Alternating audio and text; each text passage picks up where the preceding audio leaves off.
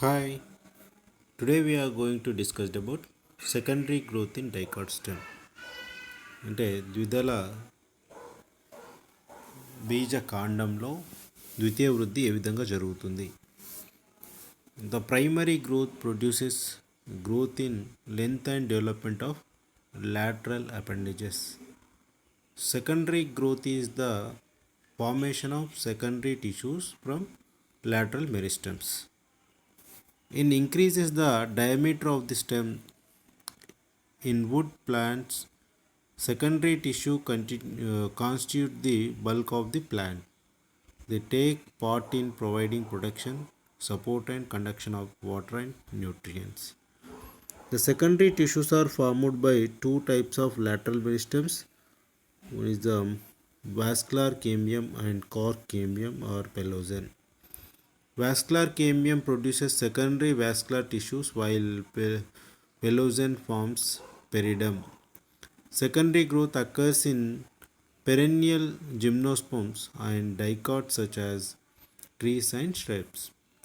It is also found in the woody stems of some herbs. In such cases, the secondary growth is equivalent to one annual ring. Example, you see in sunflower. These two types of meristematic tissues get connected to form a ring of vascular cambium.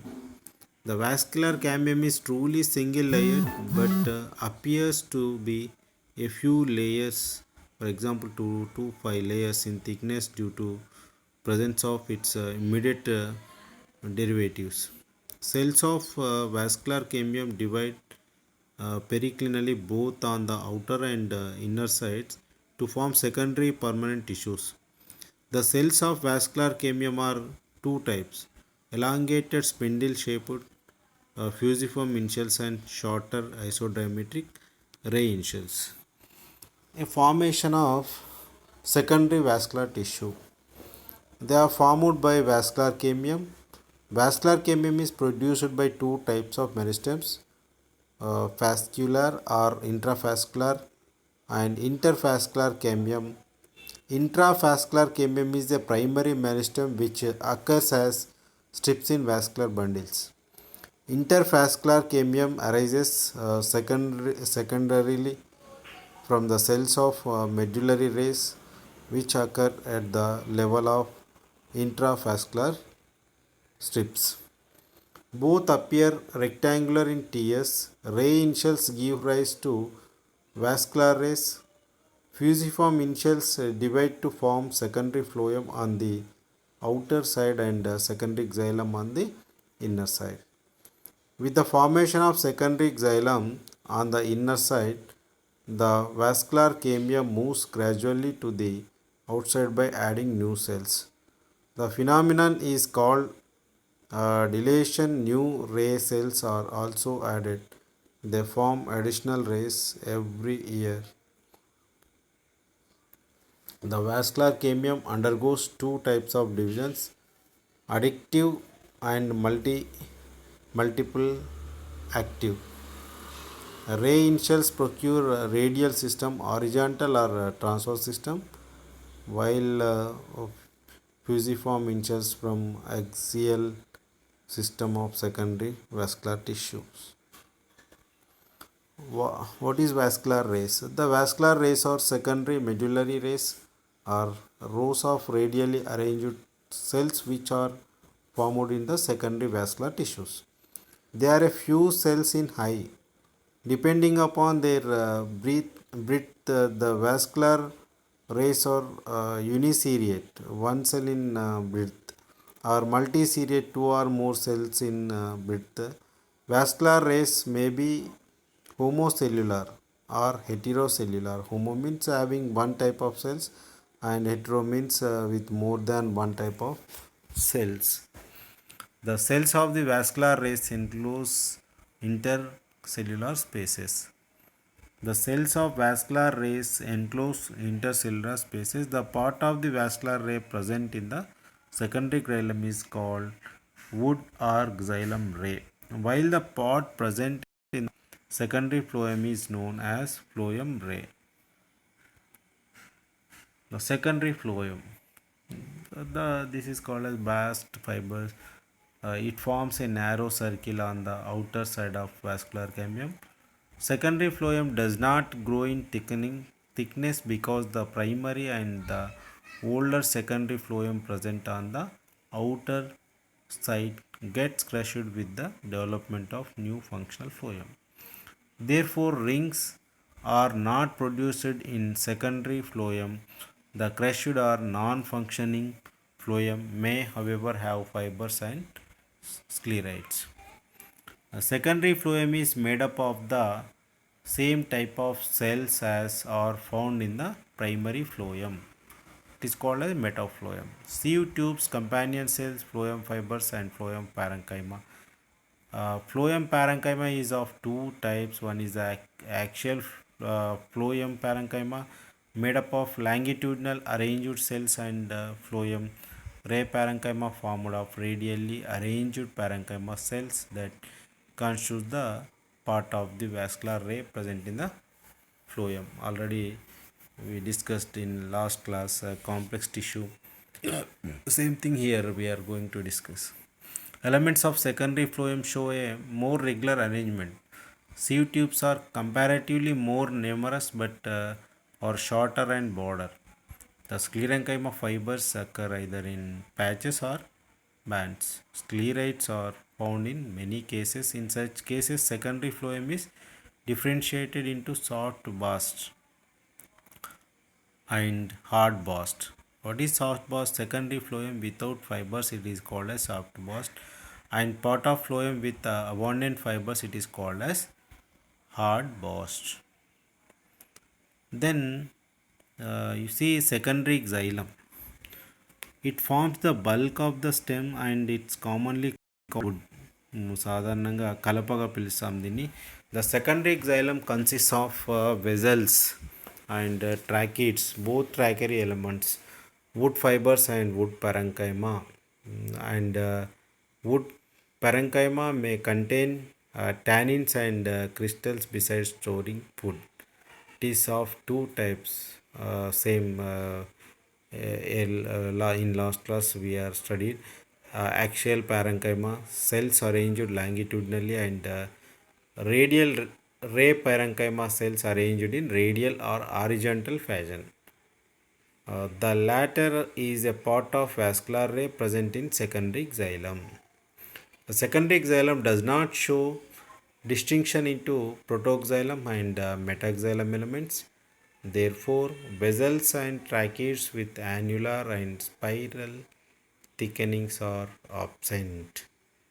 The trachary elements of secondary xylem are similarly to those of metaxylem of the primary xylem with minor differences. They are comparatively shorter and more thick-walled. Pitted thickenings are more common, fibers are abundant. The width of secondary xylem grows with the age of the plant. The primary xylem persists as a conical project on its inner side. Pith may become narrow and ultimately get crushed. అంటే మామూలుగా secondary xylemలో growth జరుగుతున్నప్పుడు pith అనేటటువంటిది మెల్లిగా అంటే xylem అనేటువంటిది ఏదైతే ఉంటుందో centre పాయింట్కి ప్రెస్ అవుతుంది కాబట్టి పిత్ అనేటువంటిది క్రష్ అవుతుంది. The yearly growth of secondary xylem is distinct in the areas which experience two seasons, one favorable spring or rainy season and the other unfavorable, example autumn, winter or dry summer. In favorable season the temperature is optimum. This is a good sunshine and humidity. At this time the newly formed leaves produce hormones which stimulate cambial cavity. The activity decreases and stops toward the approach of unfavorable season. Hence, the annual or yearly growth appears in the form of distinct rings. We are called annual rings. Annual rings are formed due to sequence of rapid growth, slow growth, and no growth. Unfavorable means slow growth means before the onset of unfavorable period. Example autumn. No growth means unfavorable season, example winter. And annual rings are not distinct in tropical areas which do not have long dry periods. And then next, the important is annual rings, వార్షిక వలయాలు అంటాం, are growth rings, పెరుగుదల వలయాలు అని పిలవచ్చు. It is the wood formed in a single year. It consist of two types of wood. One is the spring wood and another one is the autumn wood. And the spring or early wood is much wider than the autumn or late wood. It is lighter in color and of flower density. Spring wood consists of larger and wider xylem elements. The autumn or late wood is dark colored and of higher density. It contains compactly arranged smaller and narrower elements which have comparatively thicker walls. In autumn wood, tracheids and fibers are more abundant than those found in the spring wood. The transition from spring to autumn wood in an annual rings is gradual, but the transition from autumn wood to the spring wood of the next year is sudden. Therefore, each year's growth is quite distinct. The number of annual rings corresponds to the age of that part of the stem. Besides giving the age of the plant, the annual rings also give some clue about the climatic conditions of the past throughout which the plants has passed. Dendrochronology is the science of counting and analysis annual growth rings of trees. అంటే డెండ్రోక్రానాలజీ అనేటువంటి దాని method ద్వారా plants యొక్క ఏజ్ని and గ్రోత్ని, వార్షిక వలయాల్ని లెక్కించడం జరుగుతుంది అనమాట. And softwood and heartwood. Softwood and heartwood, దీన్ని ఇట్ ఈస్ కాల్డ్ యాజ్, మనం తెలుగులో తీసుకున్నట్టయితే దీంట్లో అంతర్దారువు అండ్ రసదారువు అనేటటువంటి పేరుతో చదువుకుంటాం. Softwood is the technical name of gymnosperms wood because it is devoid of fossils. Several of the softwoods are very easy to work with. Example Cedrus and Pinus. However, all of them are not soft. The softness depends upon the content of fibers and vascular rays. Almost all 90 to 95% of wood is made of tracheids and fibers. Vascular rays constitute 5 to 10% of the wood. The hardwood is the name of dicot wood which possesses abundant vessels. Due to the presence of vessels, the hardwood are also called porous wood. In Acacia fistula and Dalbergia sissu, the vessels are comparatively very broad in the spring wood while they are quite narrow in the autumn wood. Such a secondary xylem or wood is called ring porous. In other, uh, larger sized vessels are distributed throughout spring wood and autumn wood. This type of secondary xylem or wood is known as diffuse porous. Ring porous wood is more advanced than diffuse porous wood as it provides for better translocation when the requirement of the plant is high. Softwood and hardwood, what we already discussed, softwood and hardwood, that is softwood and hardwood. Okay, softwood. Now we are going to discuss about sapwood and hardwood, Antardaru and Rasadaru. Earlier we studied softwood and hardwood. The wood of the older stems, Dalbergia and Acacia, gets differentiated into two zones. The outer light colored and functional sapwood are albinum, and the inner darker and non-functional hardwood are duramen. The tracheids and vessels of the hardwood get plugged by the in growth of the adjacent parenchyma cells into their cavities through the pits.